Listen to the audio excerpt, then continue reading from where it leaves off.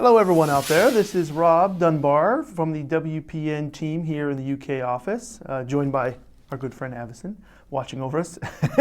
I was glad you could join us today for our first of hopefully many Q&A sessions.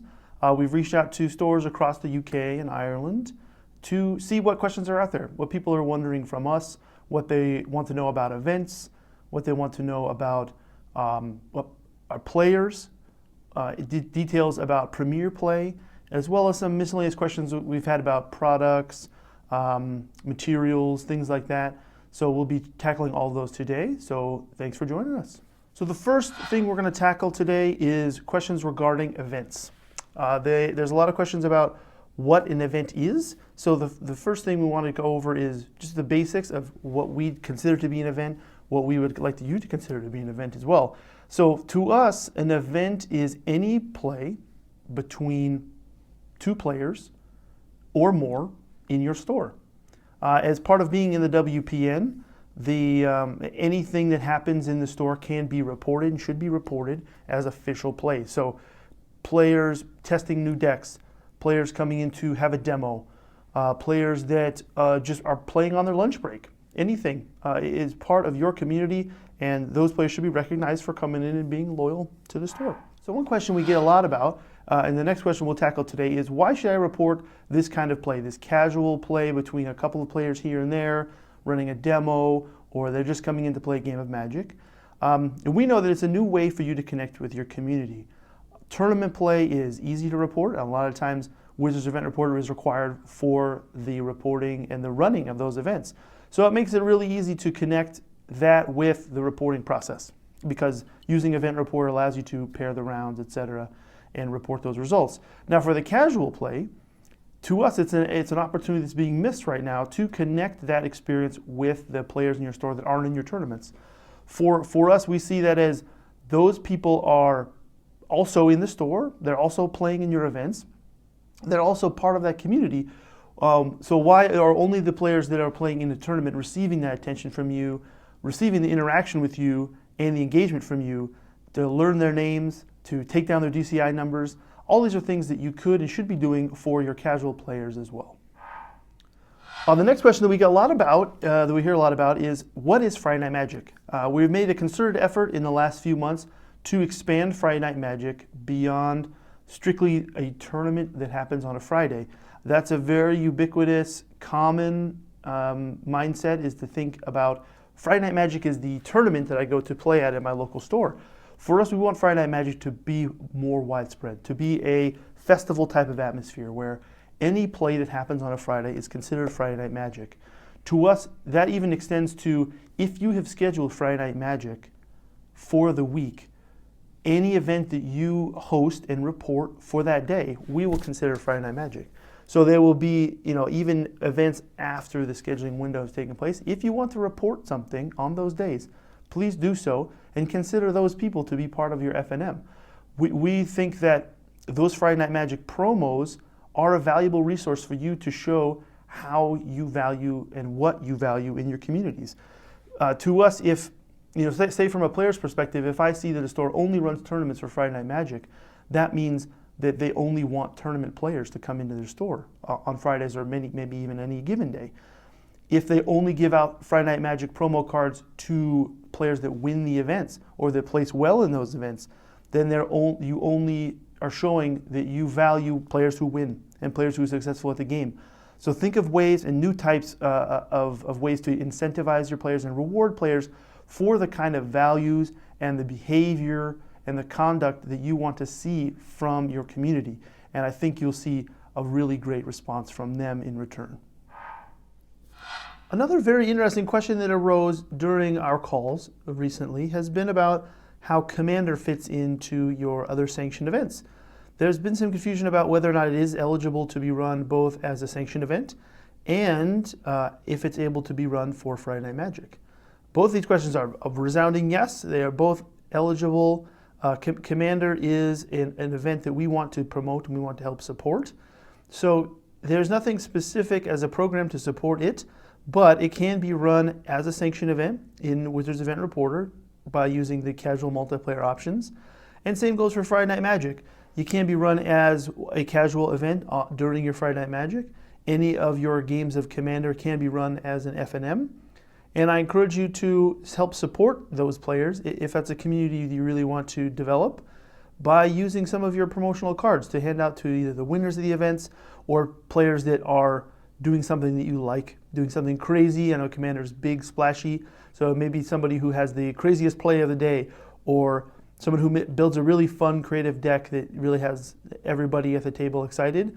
That's a great way to promote that with the use of your Friday Night Magic cards. That's something you're free to support, and those cards are for you to give out as you see fit. So use Friday Night Magic as a way to support Commander if you would like to do it that way.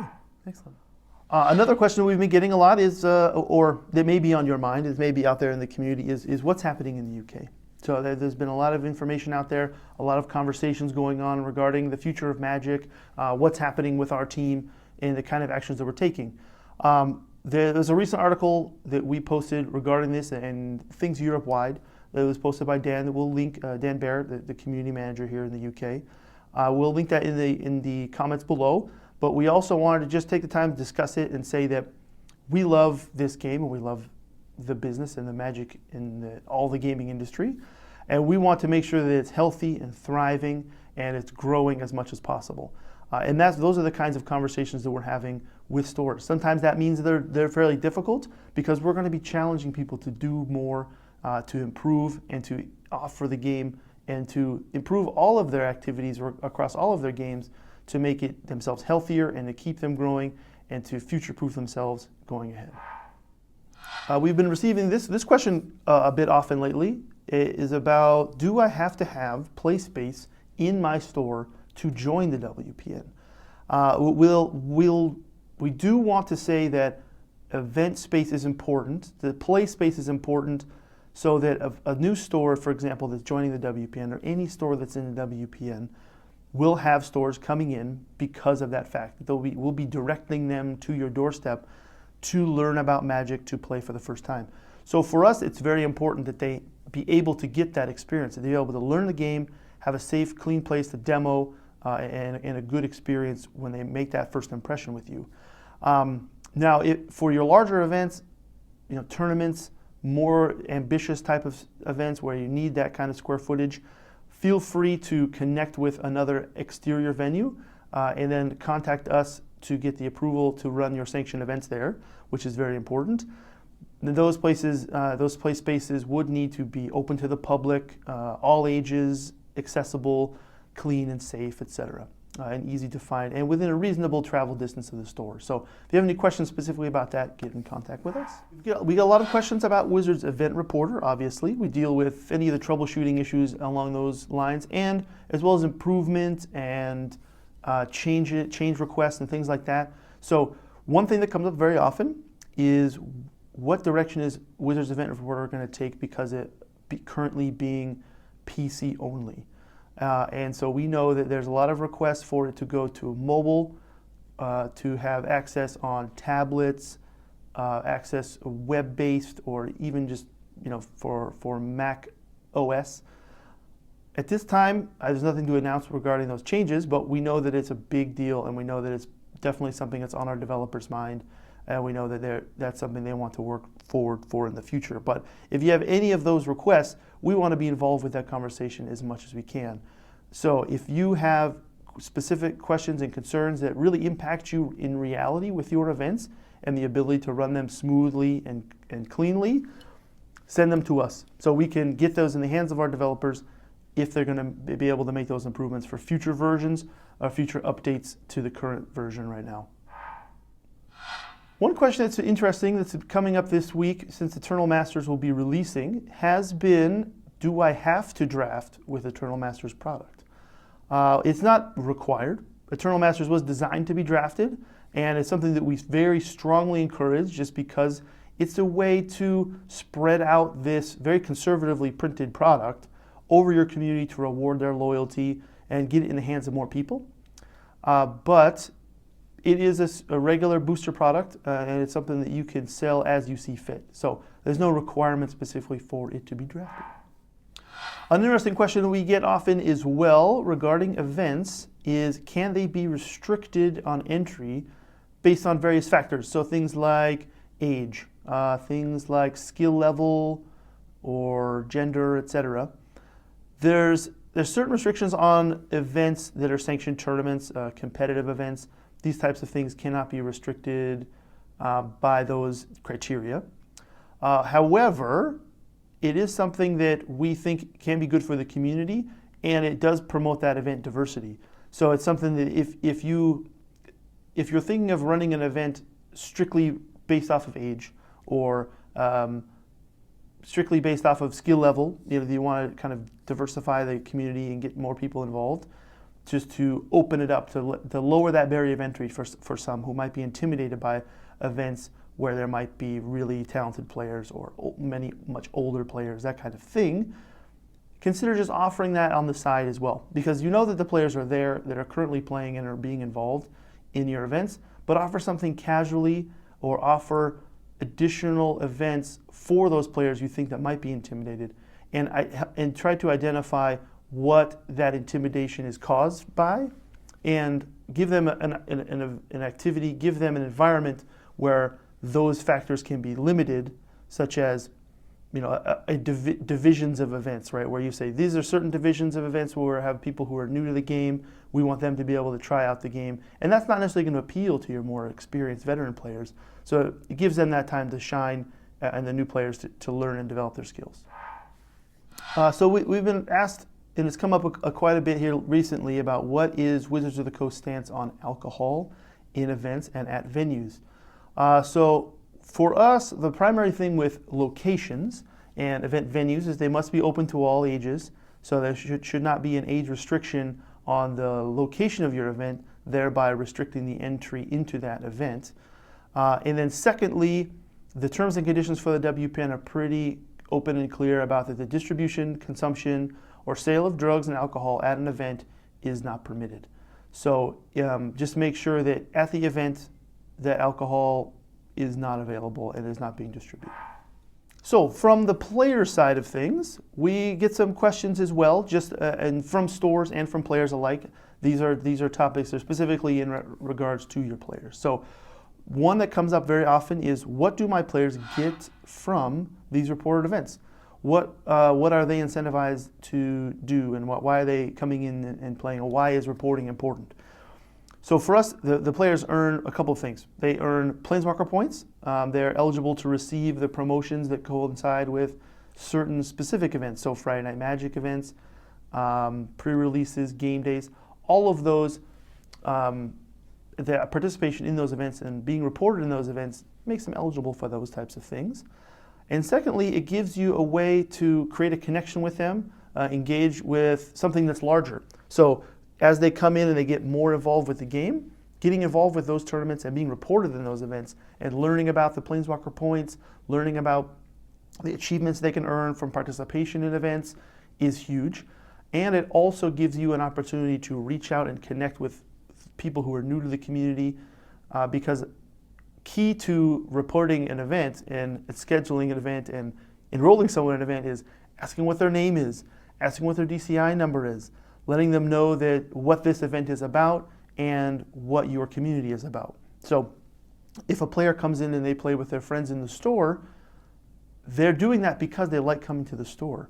Now continue to give them extra added benefits and added value for that experience that they're already enjoying.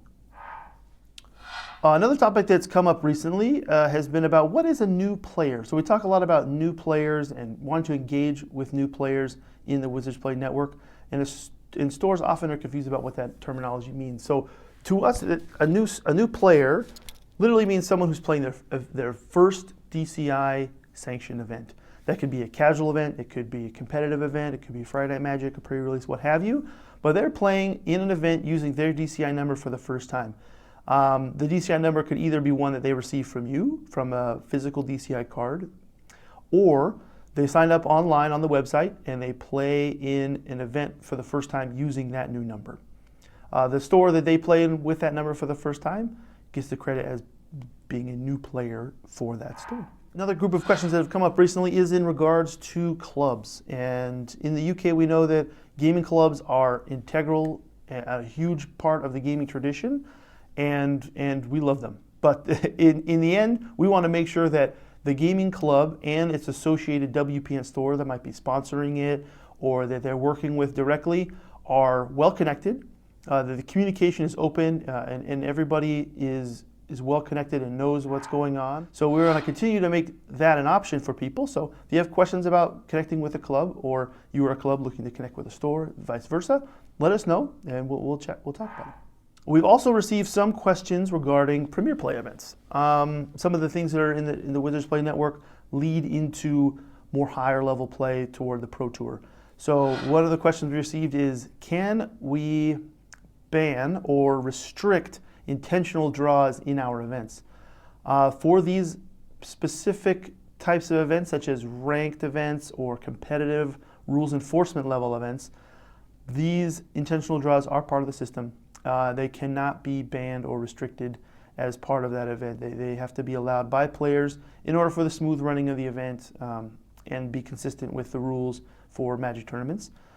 However, I encourage you to dig into the motivations behind this intentional draw behavior, see what kind of rewards players are getting out of it, why they're motivated to make these decisions, and you might be able to find out ways that you can adjust your events, adjust the structure of them, adjust the incentives that you're offering to your players as part of winning to maybe, I don't know, maybe marginalize this or maybe make for a better experience for the people who take issue with these intentional draws.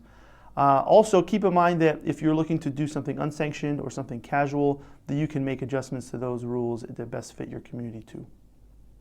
Okay, another question we get a lot about is Grand Prix trials and how many Grand Prix trials I can run in a particular season, how many of one particular Grand Prix trial I can run.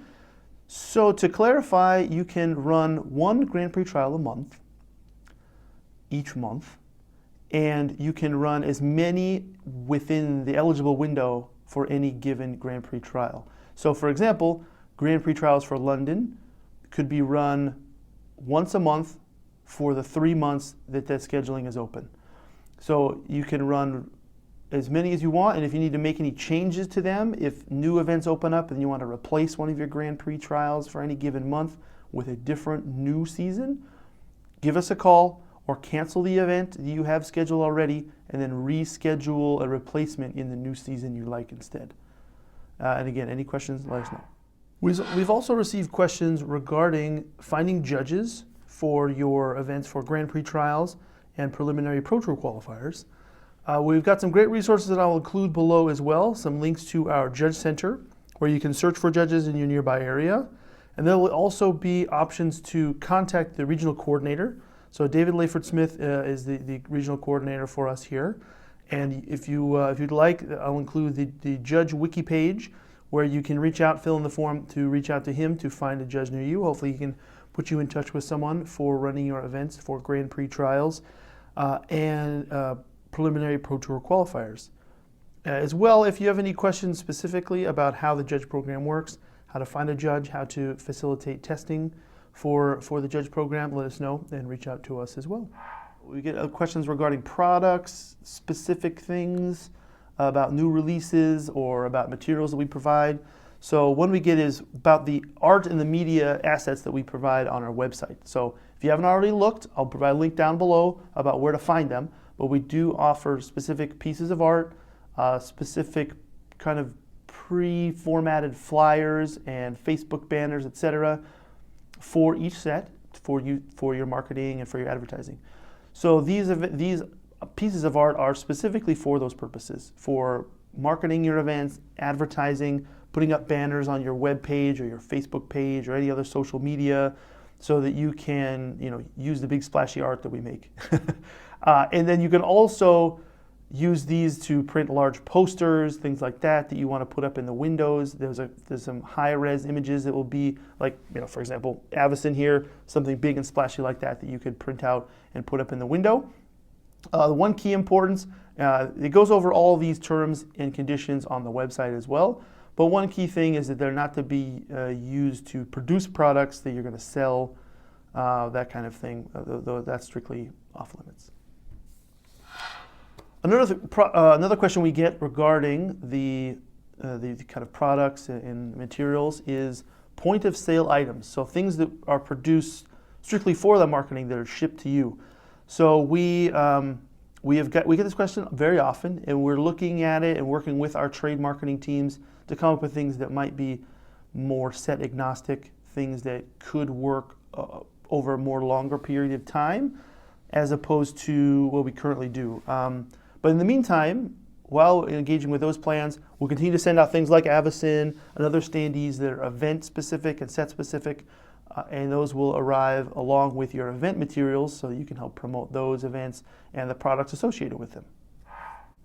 So make sure that you're signing up for everything in Wizards Event Reporter, event-wise, product-wise, because each of those will likely contain promotional items that you can put up in the store, posters, standees.